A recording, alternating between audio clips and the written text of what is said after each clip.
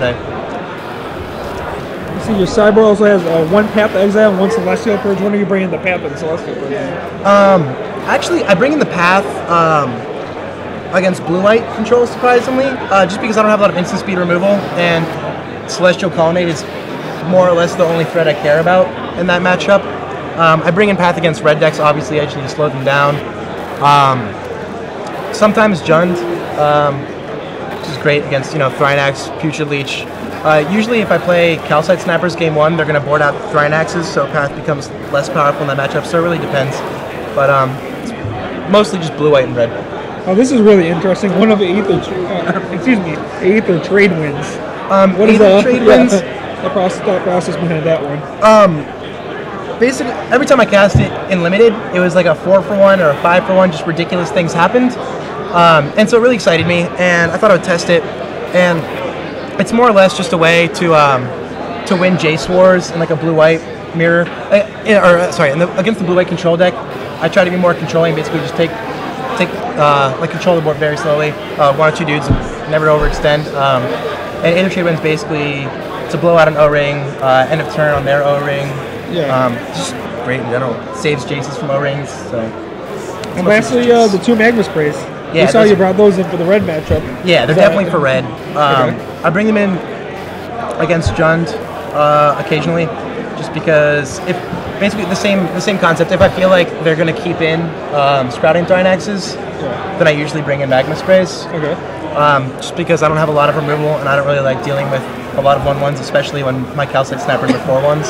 Yeah. So it's really hard to get on offense if I can't get rid of the Thrynax completely. And I get that's most of your board. So I know you haven't. This is your whole deck, so I know you haven't tested it too much. You said you made some last-minute changes. After playing through 7 rounds now? Yeah. What do you feel you want to change to it? Would you bring the same 75? Definitely not the same 75. I would take out the Sphinx Draw Isle. I'd put in another Jace Bellerin in the board. I really like Ponder whenever I've cast it. So I'd like to find another spot for that, and I'd probably take Oblivion Ring out for a second Vant Charm. So other than that, you're fairly happy with the four colors versus your original 3-color list? I really, really, really like the deck. I strongly recommend it to anyone who likes casting spells that they like, because I just don't see how anyone doesn't like any of the spells in this deck. So why couldn't we fit in black? I think it's a good question. I mean, I'm sure there's some black cards that you'd love to cast in this deck. Why aren't we playing black? Well, it started off as 3-color, blue, red, green, just because I wanted the massive card advantage engine of being able to cast Jace and Blood Braid Elf. And then it wasn't until last minute that I added a 4th color, and it's basically just solidify my red matchups, and white is just much stronger than black against, the red matchups, because the Firewalkers, Rock Swarm Monks, instant speed removal. Plus, I just didn't feel like there's any black spells that benefit me in the deck. Because there's no, I don't benefit from any creatures in the deck. If I'm going to be running black, I might as well be playing Jund, basically. I guess that's one way to look at it. I mean, I guess you could throw in, maybe a Bituminous Blast. Perhaps. Get lucky, hit something good, hit a Jace, Bit Blast in the Jace. It seems like so far that mostly anything creature-based is probably a pretty good matchup.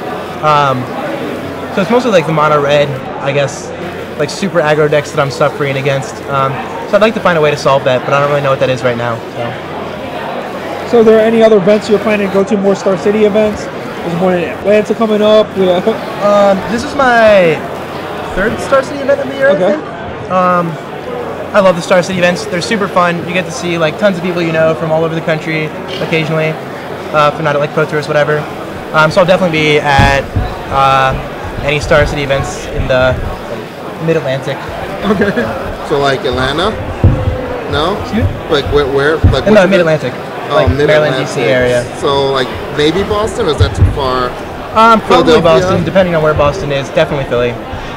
Definitely Baltimore. Boston's in Massachusetts. Right, no. Not there.